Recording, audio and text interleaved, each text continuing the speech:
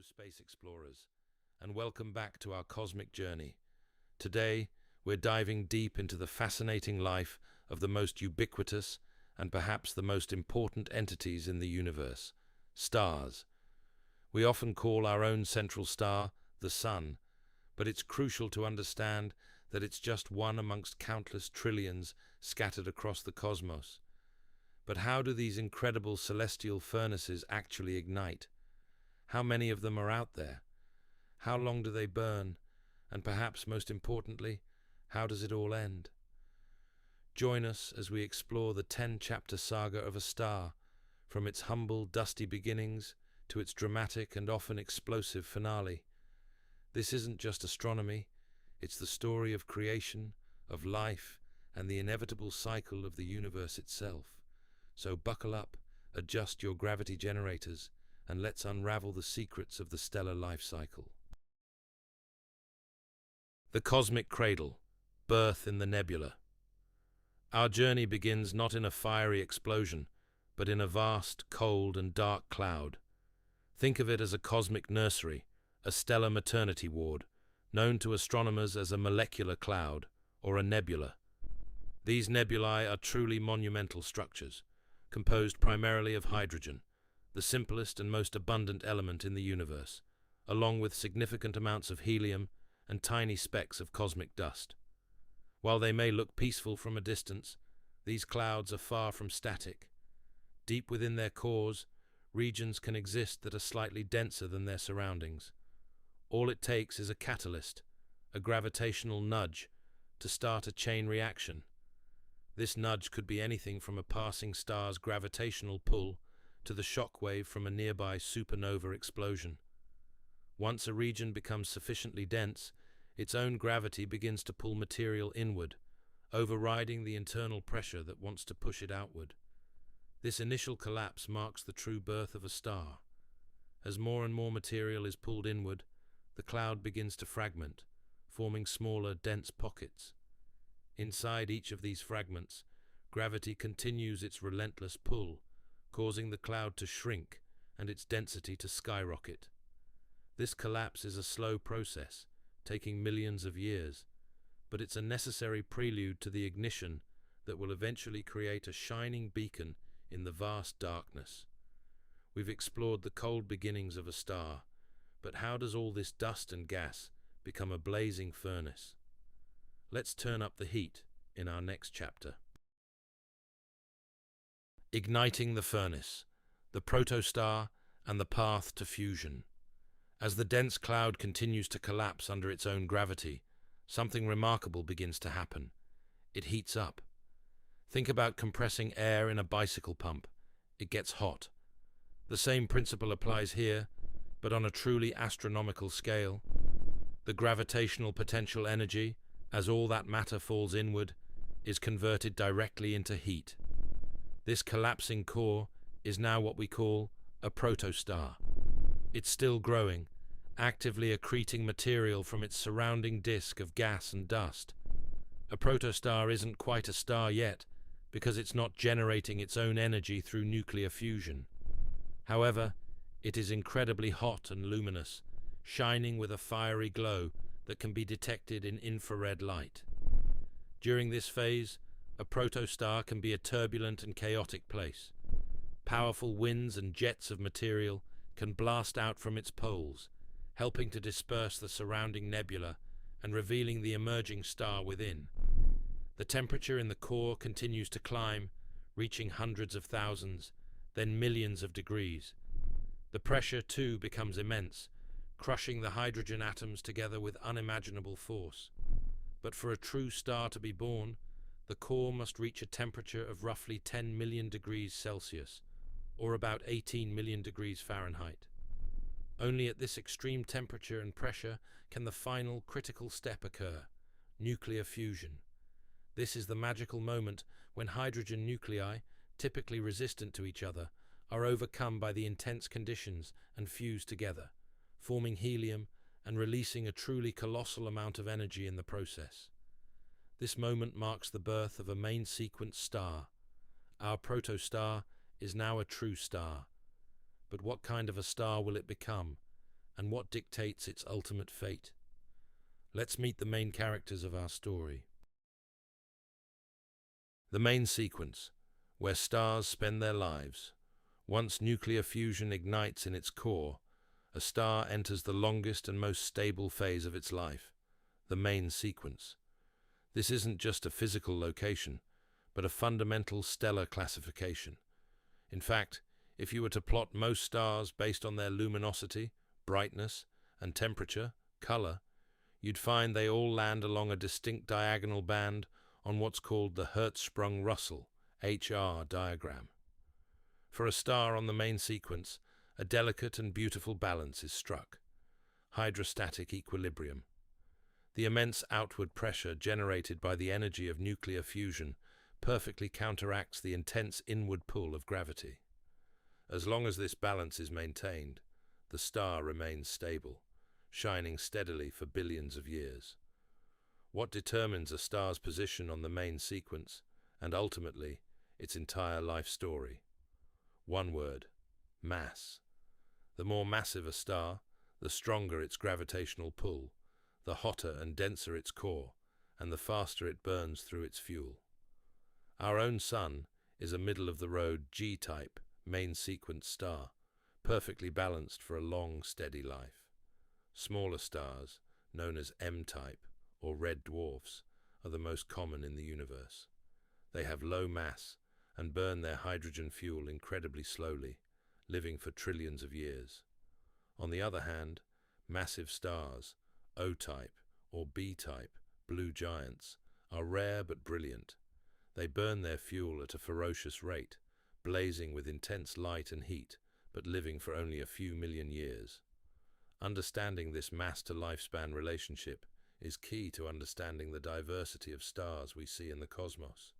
We've met our star and its peers, but how many of these celestial light bulbs are actually out there? Let's count them. A universe of stars. How many sun-like stars exist? We've been talking about the Sun, but it's crucial to remember that our own Sun is just one among many. In fact, it's a wonderfully average star, and this very averageness leads to a fascinating and perhaps reassuring realization. There are likely an unfathomable number of sun-like stars throughout the universe. Let's start locally, in our own Milky Way galaxy. Current estimates suggest that our galaxy contains anywhere from 100 billion to 400 billion stars. Now, not all of these are G-type stars like our Sun. In fact, most stars are smaller, cooler red dwarfs. However, a significant fraction, roughly 7% to 10%, are classified as G-type main sequence stars or Sun-like stars. This means that right here in our own galactic backyard, there could be billions of stars remarkably similar to our own. Now, think bigger. The observable universe, the part we can see, contains an estimated 200 billion galaxies. If each of these galaxies has even a fraction of the sun-like stars that our own galaxy has, the sheer number becomes truly astronomical.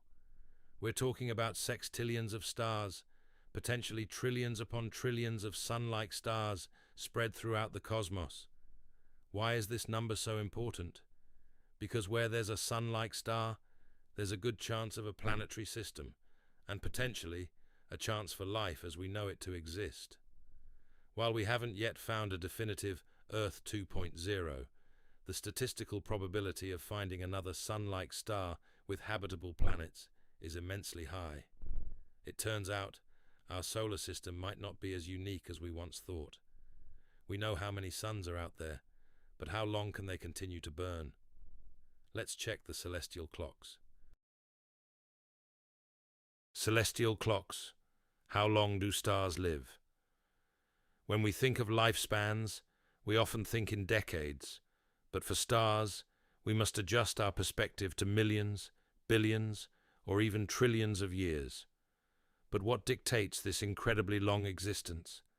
Once again, it all comes back to a star's mass. Remember our rule: the more massive a star, the faster it burns through its fuel. This seems counterintuitive. You'd think a more massive star with its immense reservoir of hydrogen, would live longer.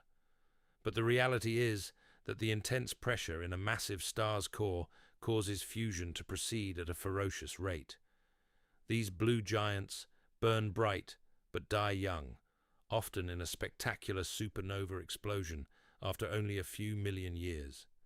Our Sun, a G-type main-sequence star, has a much more manageable mass. It fuses its hydrogen fuel at a steady, moderate rate. It's estimated to have a total lifespan of around 10 billion years. Right now, it's about halfway through its journey, giving us another 5 billion years of reliable sunlight, barring any external cosmic catastrophes. But the real longevity champions are the red dwarfs. These stars are small, cool, and dim.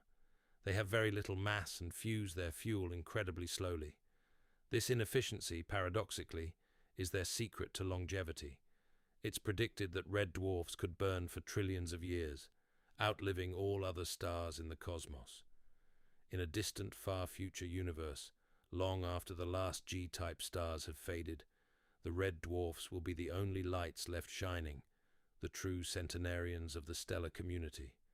So, the question of how long a star exists is truly a matter of perspective, depending entirely on which star you're talking about.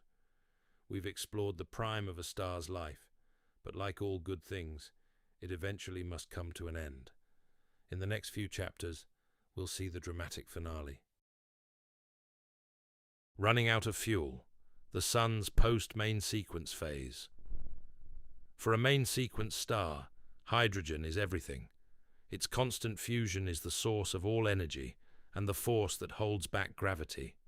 But eventually, the supply of hydrogen in the star's core must inevitably run out. For a star like our Sun, that moment is still 5 billion years away, but it will be a pivotal moment in its life story. As the core's hydrogen is exhausted, the outward fusion pressure weakens, allowing gravity to gain the upper hand. The core, now mostly composed of helium, begins to collapse further, increasing its temperature and density. Paradoxically, this core contraction causes a layer of hydrogen just outside the core to ignite, beginning a new phase of fusion, shell hydrogen fusion. This newly generated energy is intense and causes the star's outer layers to expand dramatically. Our Sun will swell to become a red giant, becoming hundreds of times larger than its current size. In this state, it will become so massive that it will likely swallow the inner planets, Mercury and Venus, and potentially even Earth. While its surface will cool down, becoming dimmer and redder, its core will continue to contract and heat up, eventually reaching temperatures sufficient to fuse helium into heavier elements like carbon and oxygen. This is a shorter, more unstable phase of a star's life, filled with dramatic changes.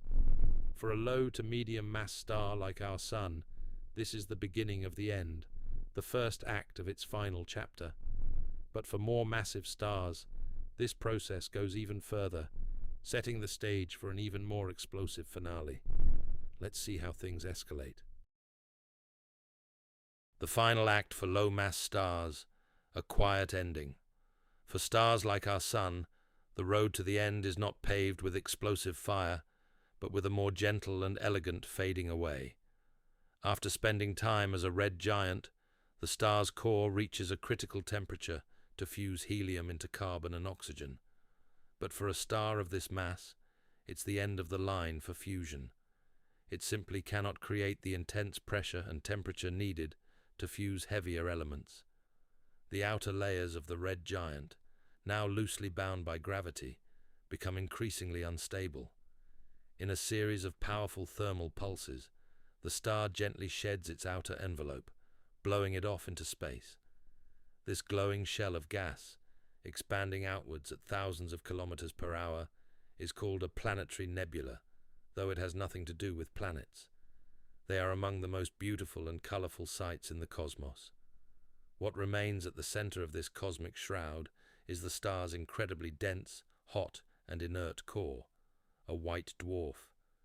This star is no longer actively fusing any material. It is simply a crystal-like sphere of carbon and oxygen, about the size of Earth, glowing fiercely with the residual heat from its former glory. It is so dense that a teaspoon of its material would weigh tons. Over billions of years, the planetary nebula disperses, seeding the galaxy with elements like carbon and oxygen, the very ingredients for future stars, planets, and even life. The white dwarf, with no other energy source, will continue to radiate its heat, slowly cooling down and fading from brilliant white to orange, red, and eventually a black dwarf, a dark, cold, dead ember. For our Sun and many others, this is the quiet, final act. But the story is different for the cosmic giants. The final act for high-mass stars, a spectacular detonation. For high-mass stars, those greater than about 8 solar masses, the end is not a quiet fading, but a violent, final symphony. Remember, these massive stars are true pressure cookers. After they use up their hydrogen, they don't stop at carbon and oxygen fusion like low-mass stars. Their enormous mass allows them to fuse heavier and heavier elements, neon, magnesium, silicon, and so on. Each layer of fusion creates a more complex interior, like a nested set of energetic shells. But this process eventually leads to a disastrous dead end. Fusion in the innermost core reaches iron. The problem with iron is that fusing it doesn't release energy, it actually consumes it. The moment iron is produced in the core, the outward fusion pressure that has balanced gravity for millions of years simply stops. In less than a second, gravity wins. The entire star collapses inward, with its outer layers crashing down at a quarter of the speed of light. But the incredibly dense iron core can't compress any further. The infalling material rebounds, creating a truly monumental shockwave that blasts outwards. This is a Type II supernova, one of the single most energetic events in the universe, momentarily outshining an entire galaxy. This cataclysmic explosion has a powerful effect. It produces and disperses heavy elements, from gold and silver to uranium, across the cosmos. It's the ultimate cosmic recycling. Everything we are, every element on Earth heavier than helium, was forged in the hearts of stars and scattered by supernovae. It's a violent, terrifying, yet necessary part of the cosmic story. And what's left behind? Beyond death, neutron stars and black holes. A supernova isn't always the absolute end. Depending on how much mass is left after the explosion, the crushed core of the original star can transform into something truly exotic and mind-bending. If the remaining core is between about 1.4 and 3 solar masses, it collapses into a neutron star. This is an object of truly incredible density. Gravity is so strong that electrons and protons are crushed together to form a solid mass of neutrons. It's essentially an atomic nucleus the size of a city, spinning hundreds of times per second, and with a magnetic field billions of times stronger than Earth's. A single teaspoon of neutron star material would weigh more than Mount Everest. But if the remaining core is even more massive, greater than about 3 solar masses, there is nothing in the known laws of physics that can stop gravity. It continues to compress the core further and further, past the neutron star stage, into an infinitesimal point of infinite density, a singularity. This is the heart of a black hole. A black hole is not a hole at all, but a region of space where gravity is so strong that nothing, not even light, can escape. Its boundary, the event horizon, is the point of no return. While we cannot see them directly, we can see their effects on their surroundings, how they warp space-time, pull in nearby gas to form a blazing accretion disk, or even rip apart passing stars. From a blazing furnace to a gravity-locked cosmic ghost, the life cycle of a massive star leads to some of the most bizarre and extreme objects in the universe. We've seen the life and death of stars, from quiet white dwarfs to the eternal grasp of black holes. But what does this mean for the universe as a whole? Let's zoom out. Conclusion: the Cosmic Recycling Program. The story of a star is more than just individual life cycles. It is the story of the universe itself, a grand narrative of transformation, creation, and an endless cycle of recycling. From the vast, cold clouds of the nebula to the intense furnaces of main sequence life, and finally, to the explosive or elegant deaths, stars are the engines that drive the evolution of the cosmos. They take the simple ingredients of the Big Bang, hydrogen and helium, and, through the process of nuclear fusion, cook them into the complex elements that make up the planets, our bodies, and everything we see around us. When a star dies, it doesn't just fade away. It returns its enriched material to the cosmos. That supernova shockwave that seemed so destructive actually helps to compress new nebulae, triggering the birth of the next generation of stars and planetary systems. We are, in the literal sense, made of star stuff. The carbon in our DNA, the calcium in our bones, and the iron in our blood all originated in the fiery hearts of ancient stars that lived and died long before our own sun was born. The death of one star is, ultimately, the prerequisite for the life of another. This cosmic recycling is what has allowed the universe to become increasingly complex and chemically diverse over billions of years.